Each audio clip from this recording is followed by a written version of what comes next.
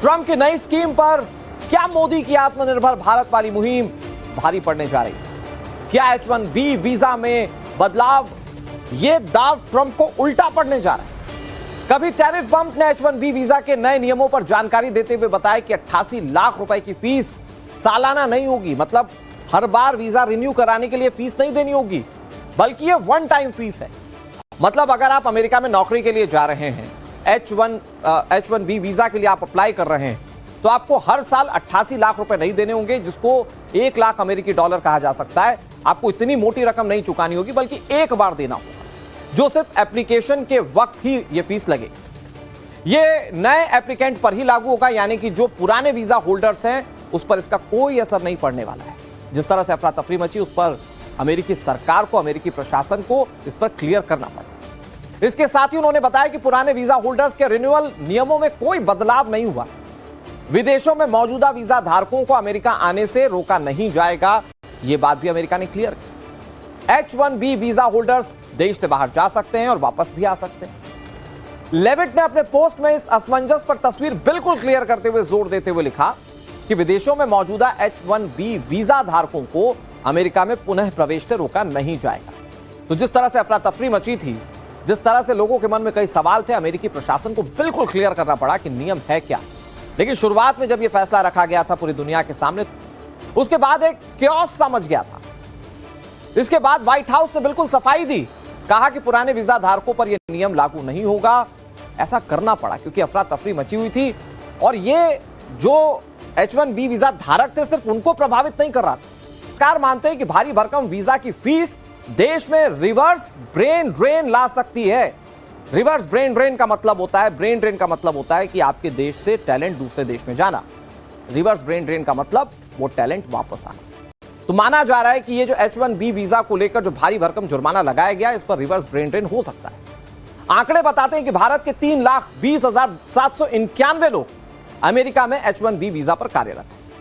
अमेरिकी नागरिकता और इमिग्रेशन सर्विस के आंकड़ों के मुताबिक अक्टूबर 2022 से सितंबर 2023 के बीच जो आंकड़े जारी किए गए, उसमें करीब 4 लाख H1B वीजा में से 73% भारतीयों के थे। माना जा रहा है कि भारत का टैलेंट 88 लाख रुपए अमेरिका को चुकाने की बजाय देश में रहने के विकल्प ढूंढ सकता है, और यह कर सकता है अमेरिका के लिए बैकफायर। इससे होगा क्या? दरअसल भारत के स्टार्टअप्स को इससे जबरदस्त बूस्ट मिलेगा। भारत में स्टार्टअप बढ़ेंगे तो भारत के अंदर नौकरी के मौके ज्यादा होंगे। यह बात पूरी दुनिया जानती है कि भारत के जो युवा हैं वो इंफॉर्मेशन टेक्नोलॉजी में बहुत दक्ष हैं और दुनिया के कई बड़े पोजीशंस को भारतीय होल्ड कर चुके हैं, अच्छे से रन किया है, अपनी मजबूती साबित की है। यहां तक कि बड़ी बड़ी अमेरिकी कंपनीज के सीईओ भी इंडियन ही है। बड़ी बात यह है कि यूएस का आईटी हब भारतीय पेशेवरों की बदौलत ही टिका हुआ है, यानी कि यहां के जो आईटी प्रोफेशनल्स है वहां उन पर टिका हुआ है, मतलब अमेरिका उस पर टिका हुआ है, भारत के आईटी प्रोफेशनल्स। और अगर रिवर्स ब्रेन ड्रेन होता है तो अमेरिका को इससे काफी बड़ा नुकसान उठाना पड़ सकता है। जानकारों का आकलन यह भी है कि आर्टिफिशियल इंटेलिजेंस, कहा जा रहा है ना कि आगे का वक्त जो है वो एआई का है, तो जानकारों का आकलन यह है कि एआई के क्षेत्र में यूएस को इससे बहुत बड़ा नुकसान उठाना पड़ सकता है। अमेरिका की परेशानी लेकिन सिर्फ इतनी भर नहीं है।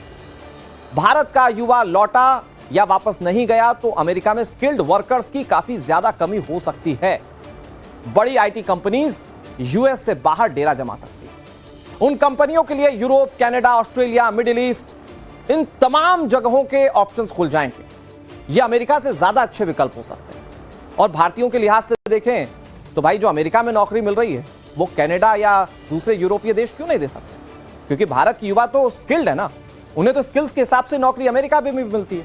तो नुकसान भारत का होता हुआ कम दिख रहा है, यह अमेरिका को बैकफायर करता हुआ दिख रहा है। बड़ी बात यह कि इन कंपनियों से जो अमेरिका से शिफ्ट हो सकती है, इन कंपनियों से अमेरिका बहुत मोटा टैक्स वसूलता है और उस लिहाज से भी अमेरिका को काफी ज्यादा घाटा हो सकता है।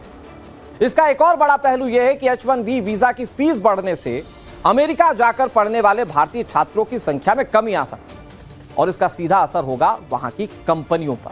और यही वजह है कि माना जा रहा है कि H1B वीजा ट्रंप ने सोचकर लगा दिया कि हम बहुत भारी भरकम जुर्माना लगा रहे हैं या फीस लगा रहे हैं, लेकिन यह अमेरिका के लिए घाटे का सौदा हो सकता है। पर पोस्ट किया और लिखा कि डोनाल्ड ट्रंप का $1 लाख का H1B वीजा शुल्क अमेरिका की इनोवेशन क्षमता को रोक देगा और भारत को गति देगा।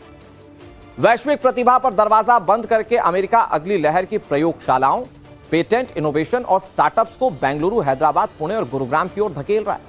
यह अमिताभ कांत लिख रहे हैं।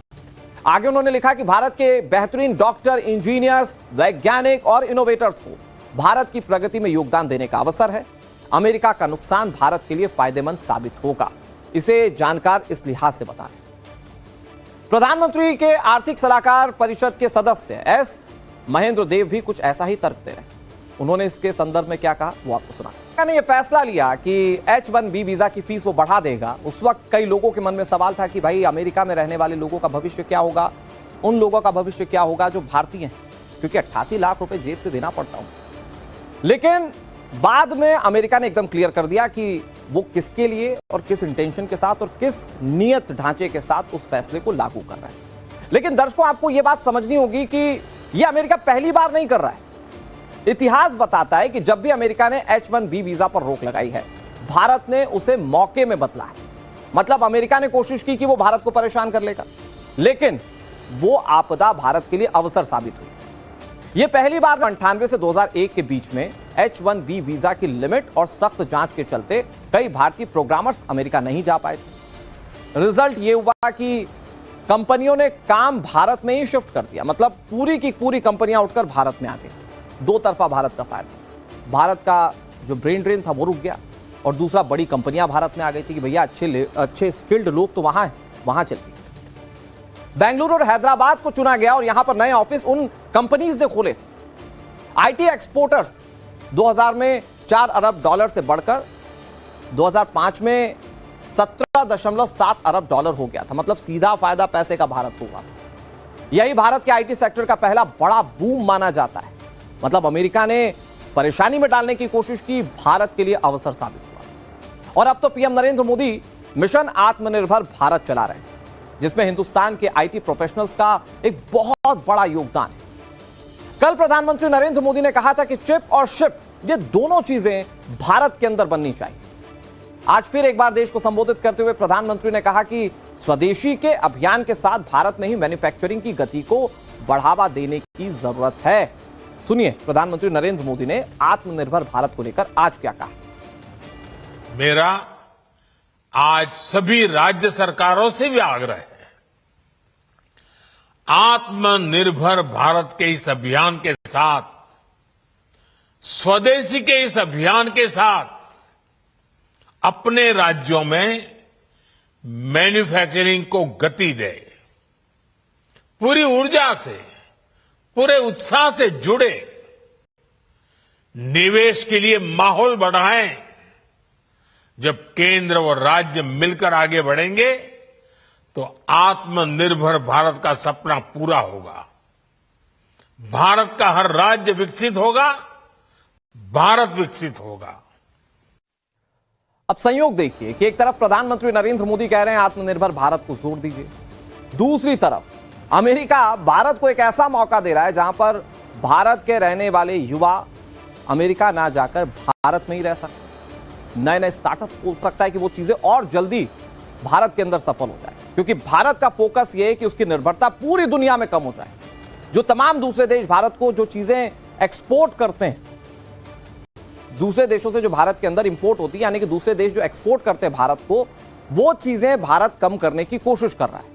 भारत आत्मनिर्भर होने की कोशिश कर रहा है और उसमें आज के युवा, टैलेंटेड युवा बहुत बड़ा योगदान दे सकते हैं। और फिर ये मौका तो दे दिया अमेरिका ने, ये गोल्डन चांस दे दिया। For more of such videos, do like, share and subscribe to ET Now Swadesh.